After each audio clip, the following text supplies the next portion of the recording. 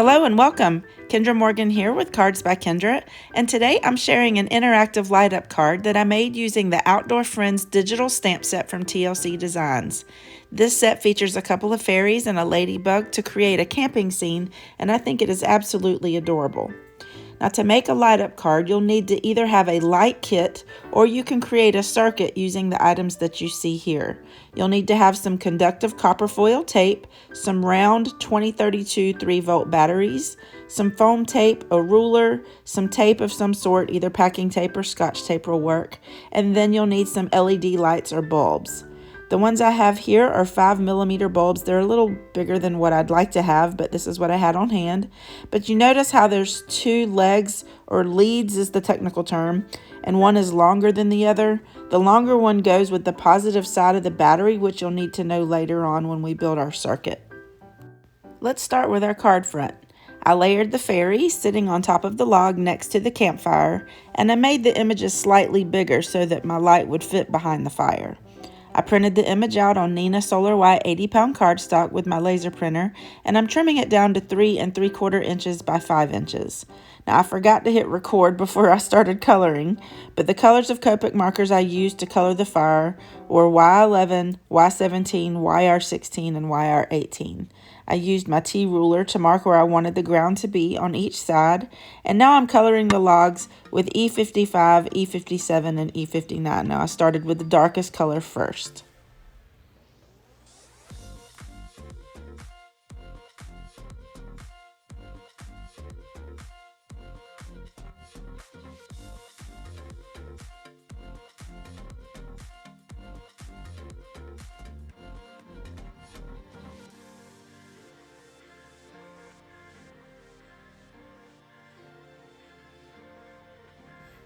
For the glow around the fire, I'm using Y11 and Y13.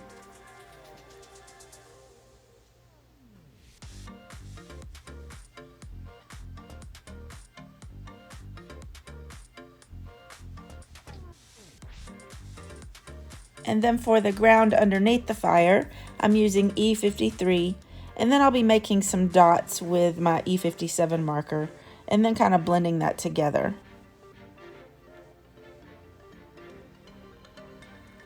Next, I'm adding YG01 to kind of blend the dirt area out into the grassy area. And then for the grass, I'm using YG07 to color the rest of the ground. And then I'll be drawing on blades of grass with YG67.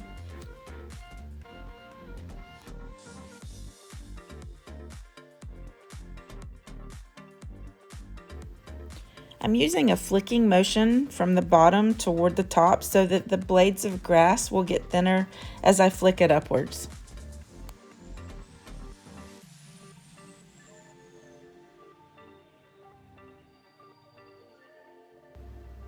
Now for the sky, I'm using B93, B95, B97, and B99, starting with the lightest shade first, which is B93, and then I'll be working my way toward the top of the panel, getting darker. I also wanted to keep it lighter around the halo of the fire.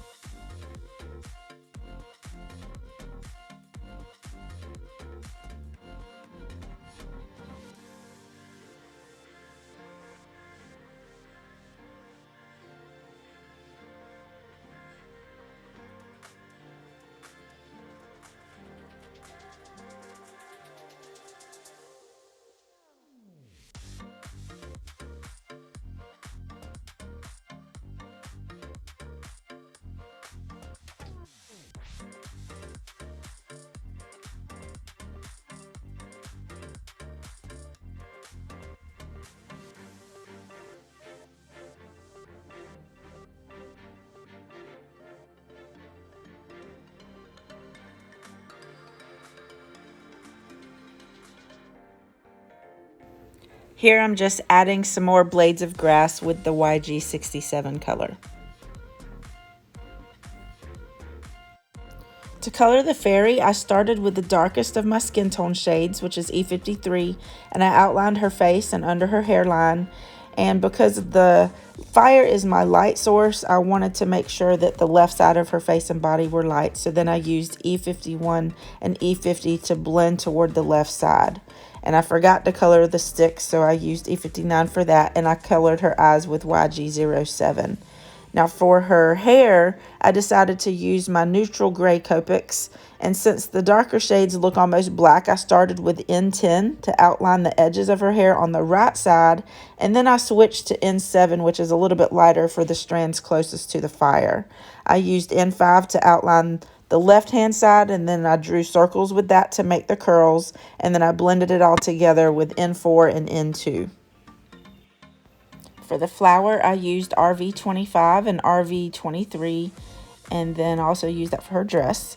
For her wings, I used V12, V15, and V17, basically all different shades of purple, and then I brought in some other shades as well, BV11 and BV17. Now, I initially tried coloring this scene with Distress Oxide inks. I used a mask so that I could ink blend the night sky background, but I really messed it up around the fire, so I decided just to toss it and start over. But since I still have this mask, I'm going to use it to cover up my fairy and the fire so I can add some stars to my night sky. I'm using some Dilutions shimmer spray in white linen, and I'm just flicking it on using the end of the sprayer to create little dots. And of course, I wanted a little more, so I decided to switch to my paintbrush, and that made it go a lot faster. And then I just set this aside to dry.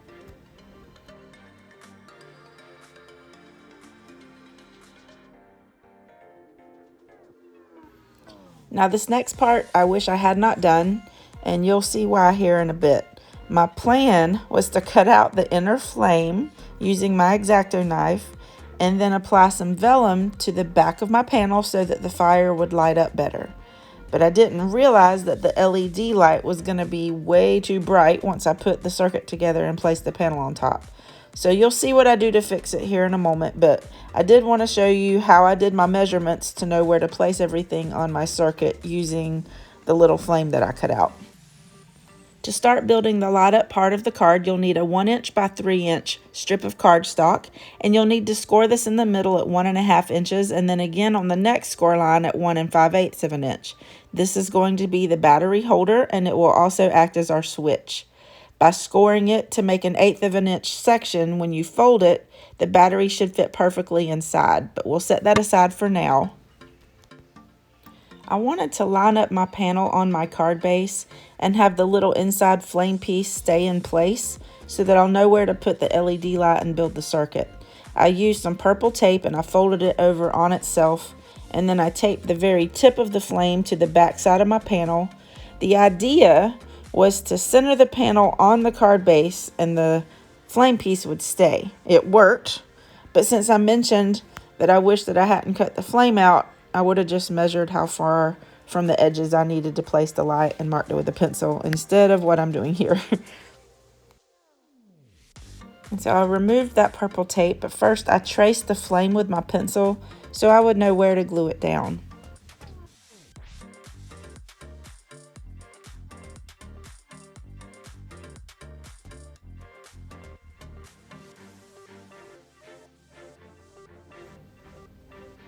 I placed the battery piece in the right-hand bottom corner, and then I traced where it should go directly on my card base.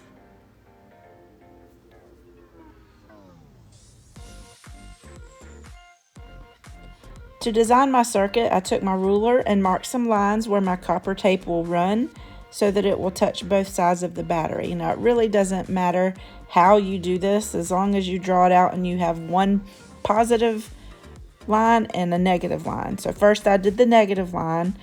This will actually touch the back side of the battery and it comes away from the flame to the right. It kind of goes over at an angle and then down so that it runs inside of the battery holder. And then of course the positive side will come away from the flame in the other direction.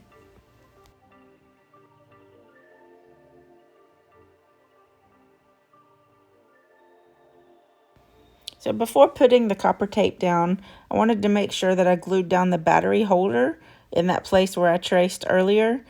And the whole point of this is so that you'll have the battery placed with the negative side down, and we're going to put that copper tape this here along the lines that were drawn. Now it took me a little bit to get the backing off of this tape, but whenever you're putting the tape down, you want to be really careful not to rip it. And whenever you're going around corners like what I have here, it can be a little tricky, but if you do accidentally rip it, it's okay because you can just add another piece on top. Now I did struggle here at the 90-degree angle where it goes straight down so that it will go inside of the battery holder, but you can just smooth that down with your bone folder once you get it laying exactly where you want it.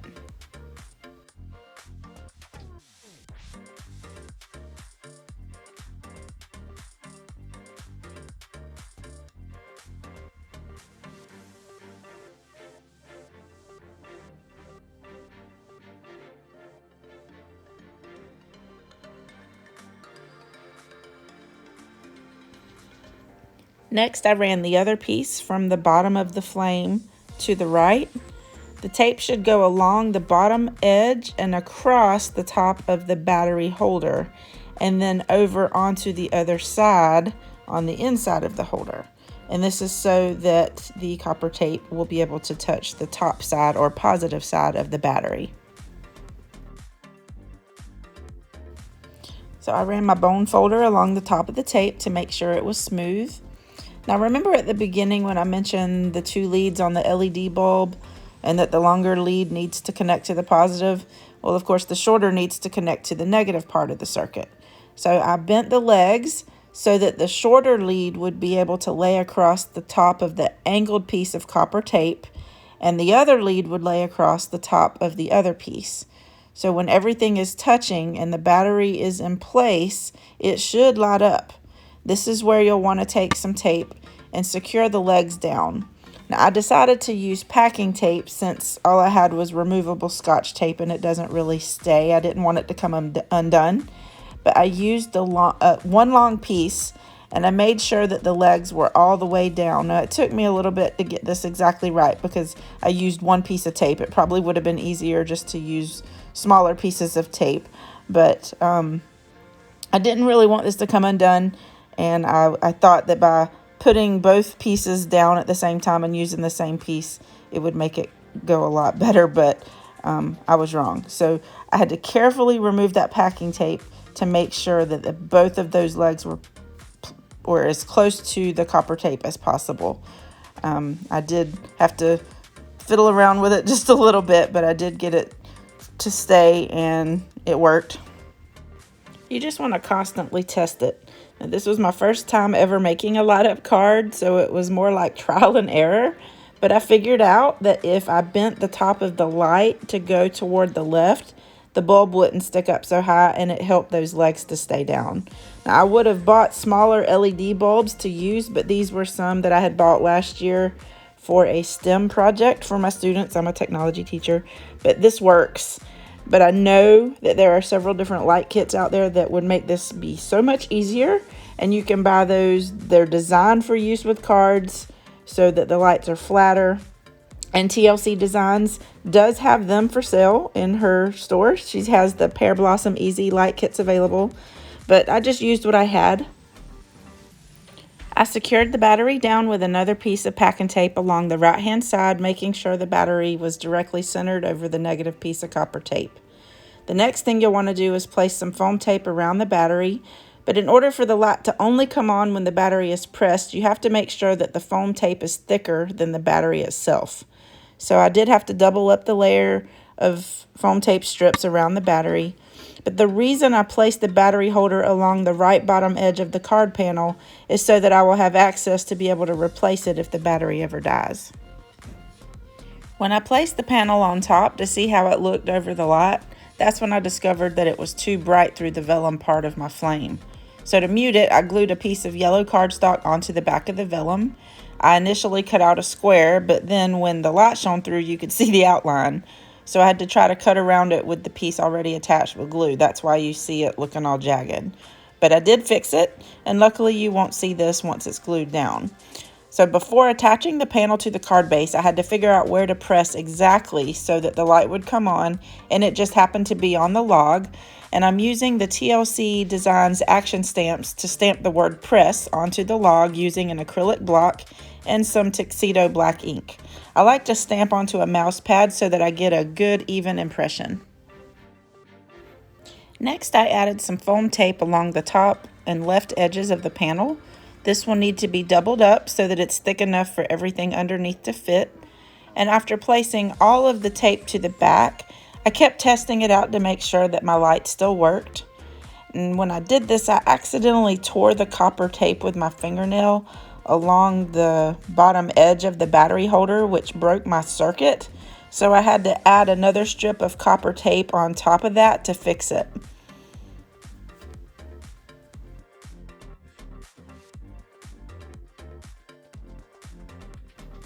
And yes, it is working so much better now. That's definitely what I needed to do. Also, I discovered that the foam tape that I used was too wide and it covered up part of my fire halo, so I had to move some of the strips and also cut out a section of the far left piece so that it wouldn't show through the panel when the light was on. I wanted to add a little more to my scene, so I used the tiny mushrooms from the Land and Sea die set and cut those out using my Big Shot, and then I colored those with my Copic markers and glued them down to the right side of the log. And then I decided to use some clear Wink of Stella on the flames of the fire and on the flower in her hair, just to add a little bit of sparkle. Next, I used my white gel pen to add more stars to the background, the dots on the mushrooms, and some highlights on the flame and the fairy's wings.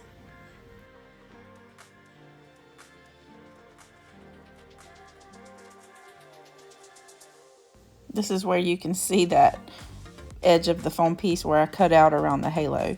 So I'm just removing the backing of the foam pieces to attach it to my card base. And when I did this, it worked for a little while, but then it stopped, and I don't know why. So I had to take the panel off to see what was going on. And when I did this, I accidentally tore the edge of the card base on the left-hand side. So I had to make a frame out of some yellow cardstock.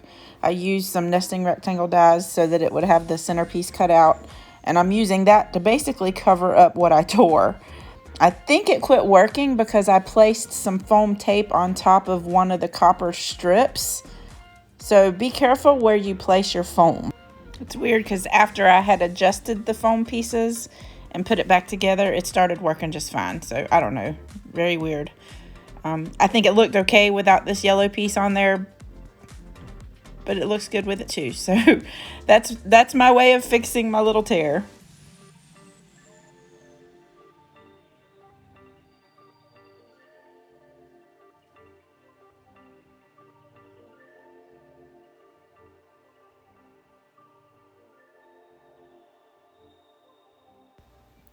To finish off the card, I'm using a reverse sentiment strip from my stash that says "A Toast to You," and I'm trimming it down and attaching it toward the top of my panel.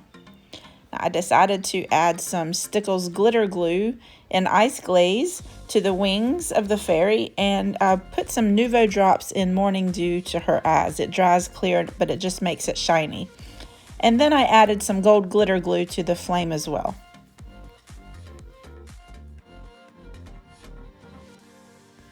And this finishes off my card. I really hope you like it. If so, click the thumbs up and leave a comment. Also, please consider subscribing if you're not already a subscriber. Thank you so much for watching, and I hope to see you again soon. Have a wonderful day.